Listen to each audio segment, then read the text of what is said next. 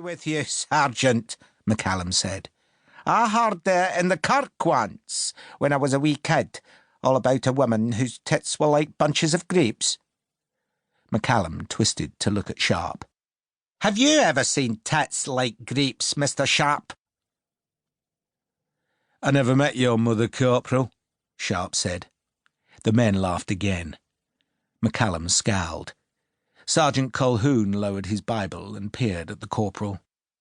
The Song of Solomon, John McCallum, Colquhoun said, likens a woman's bosom to clusters of grapes, and I have no doubt it refers to the garments that modest women wore in the Holy Land. Perhaps their bodices possess balls of knotted wool as decoration. I cannot see it as a matter for your merriment. Another cannon fired, and this time a round shot whipped through the tall plants close to the ditch. The stems twitched violently, discharging a cloud of dust and small birds into the cloudless sky.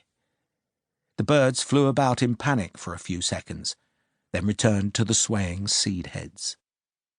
I knew a woman who had lumpy tits, Private Hollister said.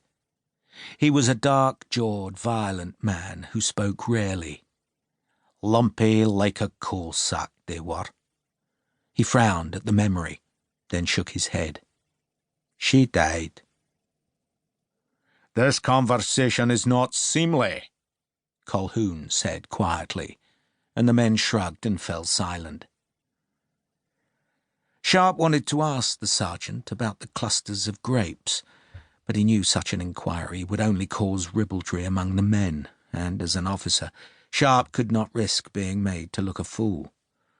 All the same, it sounded odd to him. Why would anyone say a woman had tits like a bunch of grapes?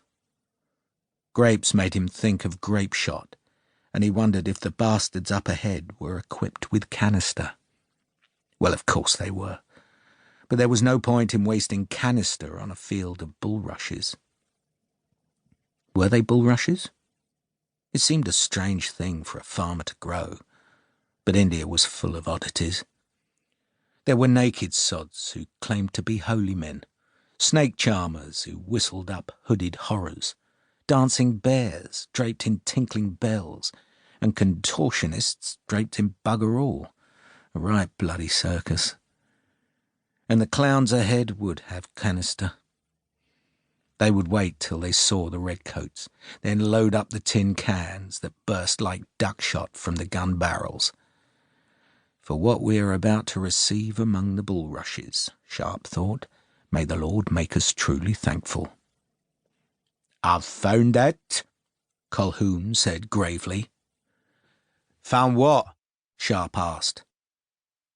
I was fairly sure in my mind, sir, that the good book mentioned millet, and so it does.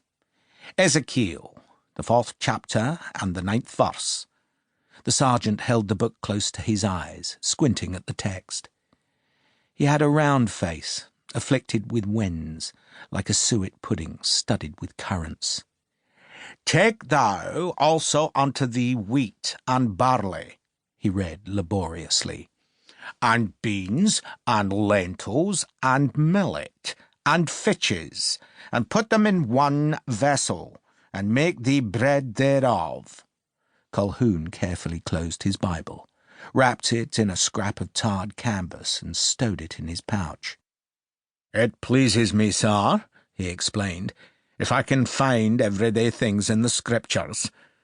I like to see things, sir, and imagine my Lord and Saviour seeing the self-same things. But why millet? Sharpe asked. These crops, sir, Colquhoun said, pointing to the tall stems that surrounded them, are millet. The natives call it jawari, but our name is millet. He cuffed the sweat from his face with his sleeve. The red dye of his coat had faded to a dull purple. This, of course, he went on, is pearl millet, but I doubt the Scriptures mention pearl millet, not specifically. Millet, eh? Sharpe said. So the tall plants were not bulrushes after all.